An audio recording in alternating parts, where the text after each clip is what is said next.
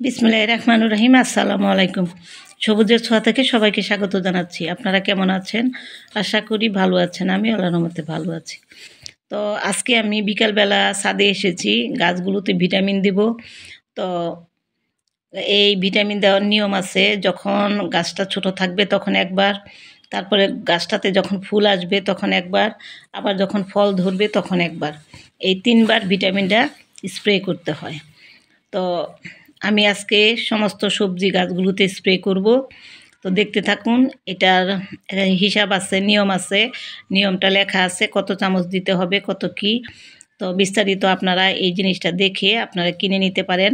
ভিটাফিক্স এই ভিটামিনটার নাম। তো আমি এখন সমস্ত সবজি গাছগুলোতে দিয়ে দিচ্ছি। টমেটো, ফুলকপি, তারপর সমস্ত যত গাছ আমার সবজি ফলিয়েছি, লাউ গাছ, সিম গাছ, বরবটি গাছ, সবগুলো গাছে আমি দিয়ে দিচ্ছি। তো দেখতে থাকুন আপনারা।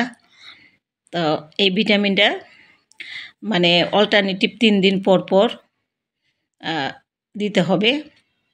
মানে ৩ দিন আপনারা কীটনাশক, আবার ৩ দিন ভিটামিন, এইভাবে দিয়ে রাখতে হবে। আর এই যে দেখুন, আমার একটা লাউ গাছে একটা কড়া ধরেছে, জানি না এটা কতটুকু বড় হবে। তো আরও আরেকটা কড়া ধরেছে, ফুল আসতেছে। এখন এই সময় ভিটামিনটা দরকার, তাই আমি ভিটামিনটা দিয়ে দিচ্ছি। আর লাউ গাছ আমি বসিয়েছি ৪টা, ৫টা, ৬টা লাউ গাছ ৬ জায়গায় বসিয়েছি। এখানে আছে 3টা লাউ গাছ।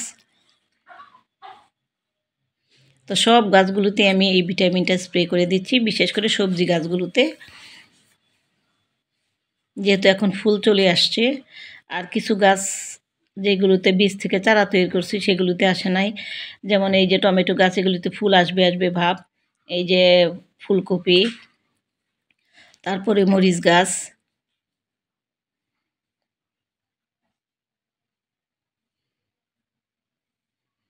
তাহলে ফুল ঝরবে না এবং গাছটার ফুলগুলো থাকবে এবং ফল ধরবে। এই ভিটামিনটার উপকারিতা। প্রতিটা সবজি গাছেই আমি এইভাবে ভিটামিনটা স্প্রে করে দিচ্ছি। আপনারাও এটা মাঝে মাঝে ভিটামিনটা স্প্রে করে দিবেন। এটা ৩ বার নিয়ম। তো সেই হিসাবেই আমি দিচ্ছি। প্রথমে গাছগুলো যখন ছোট ছিল তখন দিয়েছিলাম, তারপর গাছগুলোর যখন একটু ফুল আসা শুরু হয়েছে তখন দিয়েছি, এখন ফল ধরা শুরু করেছে এখনও দিচ্ছি।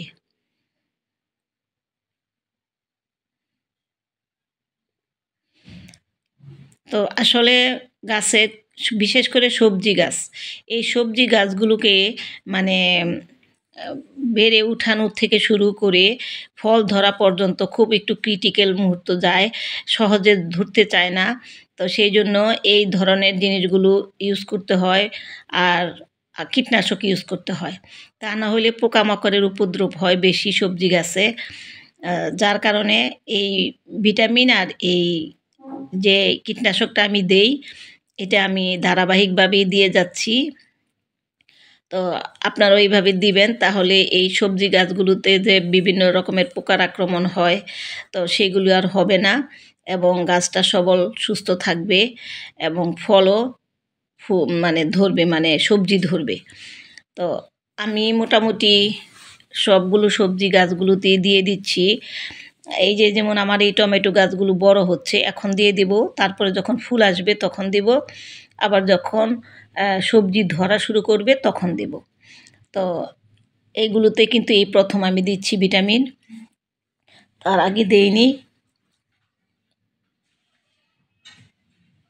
আর মাঝখানে এই যে দেখুন বোতল বসিয়ে দিয়েছি, এগুলিতে সবজি, খাবার, পানি এগুলো ওইভাবে ঢুকিয়ে দেই। তা না হলে ওইভাবে পানি দিলে গাছের গোড়ার থেকে মাটি সরে যায় এবং গাছগুলো দুর্বল হয়ে পড়ে।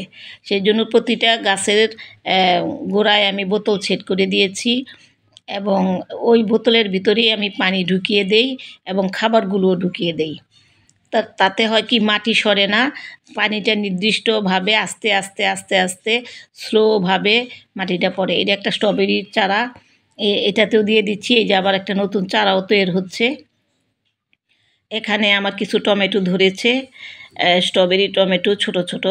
তো এই গাছটাতেও দিয়ে দিচ্ছি। আর এই যে দেখুন চড়ুই পাখি এসে একটু ফাঁক পেয়েছিল, গাছের পাতাগুলো ঠুকরিয়ে খেয়ে ফেলে দিয়ে গেছে।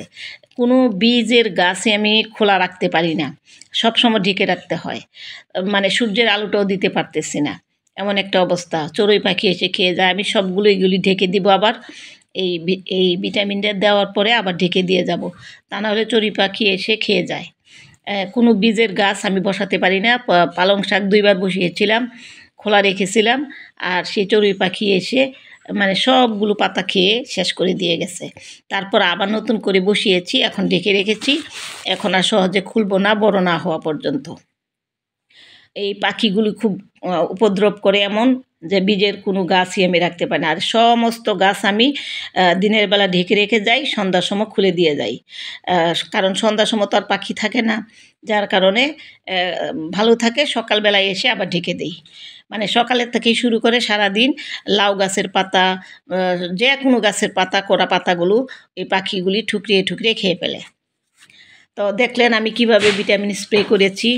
আমার ভিডিওটা ভালো লেগে থাকলে অবশ্যই লাইক, শেয়ার, কমেন্টস করবেন, আর সাবস্ক্রাইব করে আমার পাশে থাকবেন। আর যারা ফেসবুক থেকে দেখছেন তারা অবশ্যই ফলো দিবেন এবং সুন্দর একটা কমেন্টস করবেন আর শেয়ার করে দিবেন, সবারই উপকারে আসবে এই ভিটামিনটা।